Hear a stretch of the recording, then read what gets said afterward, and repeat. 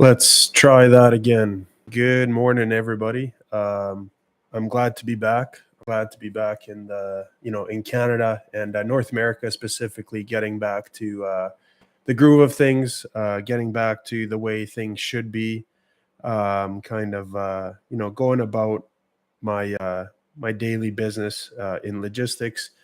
Really looking forward to expanding and ramping up our advanced freight broker course and also our dispatch course to make sure that the people that are entering this you know this business, this world, this industry, that they're doing it the right way. And the reason I say that is because we've really seen a lot of bad actors and bad players entering, sometimes due to the lack of education, lack of experience, freaking out in terms of when they're about to get a new customer, they kind of bend over, so to speak. They go down on their knees and they just do things that are just appalling for the trucking industry.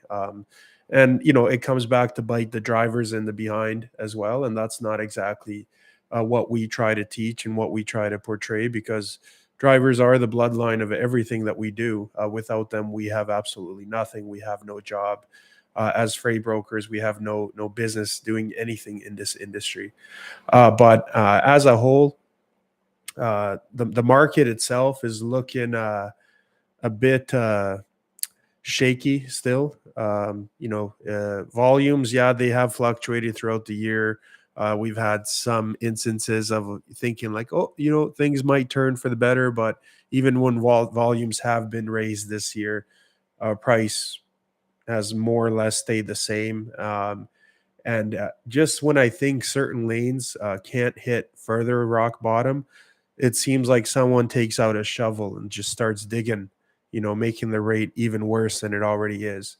And I get it, supply and demand, that all makes sense. But at the end of the day, how anybody is staying afloat running loads at a buck 20 a mile and driving a big 18 wheeler down the road, it makes no sense whatsoever to me.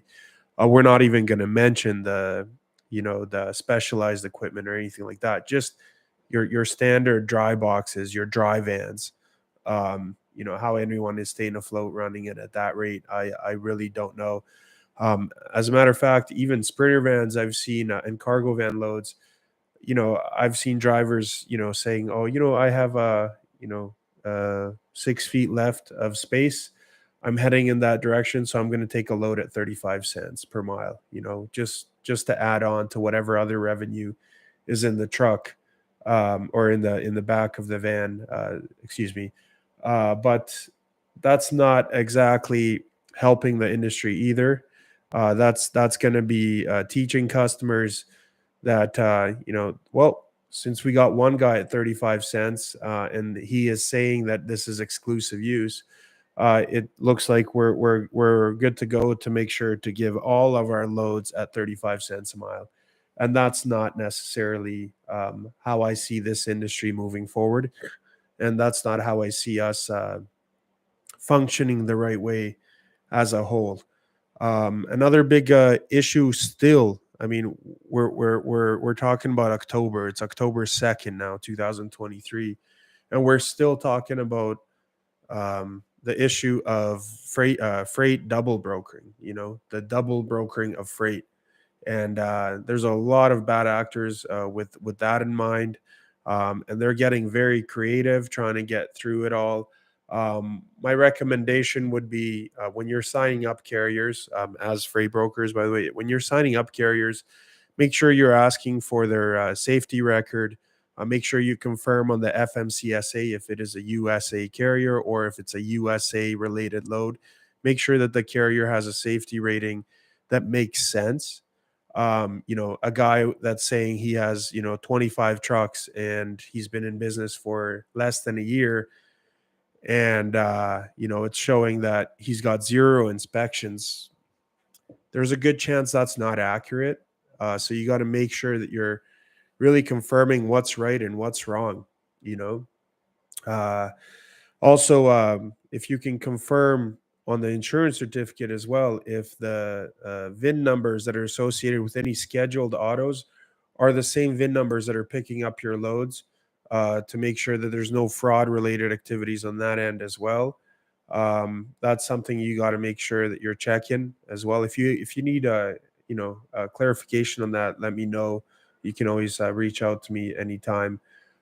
So with that being said, I'm really excited to be back. I'm looking forward to teaching people the right way how to go about it, and this does include paying carriers in time. But more importantly, it's all important, but importantly, to pay them in full, to make sure that if you owe somebody something, regardless of where that puts you financially, to make sure that you are paying people. Be a man or woman of your word, to make sure that you're doing things the right way, the ethical way, the business ethical way of doing business in the 21st century. And I would advise that for everybody. That's a reminder to first, to myself first and foremost, and to all of you as well that are engaging in freight brokering activities, respectively to carriers, because these are people that are promising you, giving you capacity to service your customers. The absolute minimum you can do is hold on to your end of the bargain, and pay them. And I've had some instances where I've worked with people that weren't so honest, and I've had to reach into my own pocket, out of my own pocket, to pay carriers, just because of the ill play or ill will of people not wanting to pay carriers what they're owed, in essence. And I've seen people talk about it. There's that gentleman from Mother Trucka who talks about, respect to him as well for an amazing channel. He talks about carriers going out of business also, left, right, and center, right? And I saw one guy, he went out of business, 400 trucks. The next thing you know, opening up a brand new carrier, and he's owing God knows how many hundreds of drivers. Some 2,500, some 5 grand, some 8 grand, and so on and so forth. You don't want to be in that position, not as a freight broker, not as a carrier owner. You want to make sure that the drivers are taken care of. They are the backbone of everything that we do. And we literally have nothing that we can show for materialistically, um, or financially speaking, that a driver has not brought to us, either to our residence or to a store where we went in and bought. That goes from food, clothes, etc., to the cars that we purchased, to the microphone I'm speaking into as well, as speaking to as well. So these are things that you got to take into consideration from an ethics point of view as well.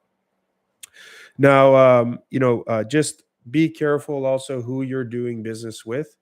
From a business, this is strictly a business piece of advice.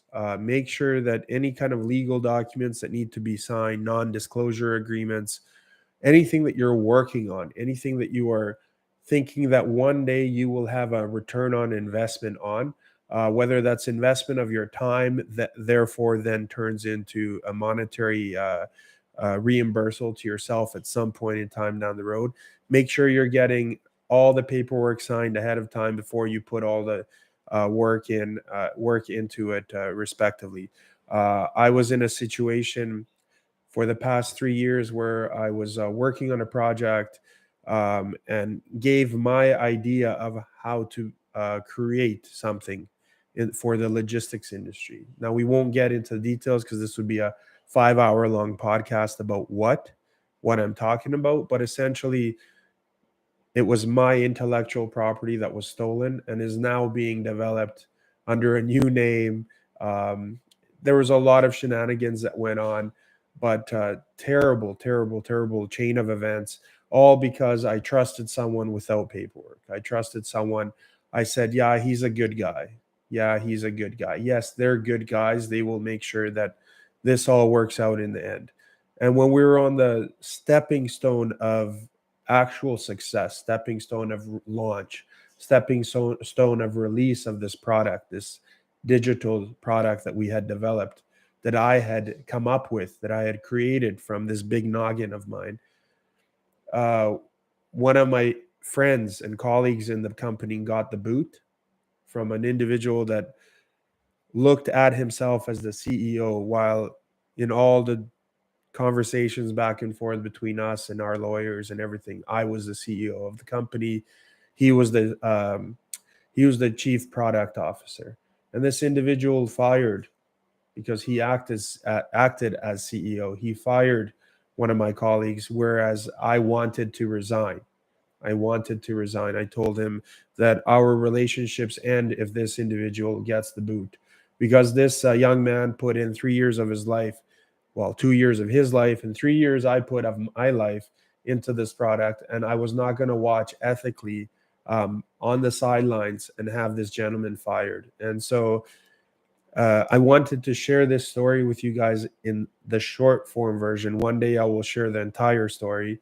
It's about a 32-page dossier of everything that transpired with this individual. But essentially, my whole point is I did business with somebody that I trusted, but there was no paperwork signed. So you as a carrier, you as a freight broker, you as someone that has maybe some intellectual property that wants to create something for the industry of logistics, get everything in writing and make sure everything is signed so you get your piece of the pie if stuff hits the fan.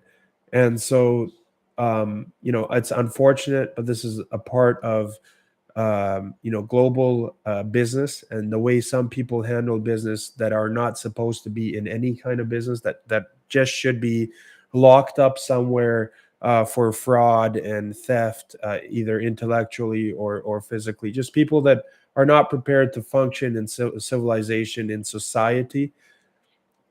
They took the reins and they destroyed something that was worked on, and these people will do the same to you if you don't get it in writing for yourself. They're very egotistical, and you can spot them out. Now I can spot one of these individuals out in the blink of an eye, just because I had the bad experience, that the awful experience that I had with this individual. So please take this into consideration when you're starting a business in logistics, or if you have some intellectual property in logistics that you would like to share with the industry as a product that you have created yourself. So with that being said, thank you very much for tuning in. This is a quick update. I'm looking forward to doing more of these, more videos about logistics, trucking, transportation, etc., and to share those stories with you so you can become better and a better version of yourself professionally in this industry. So thank you very much for tuning in. God bless and respect. Ciao.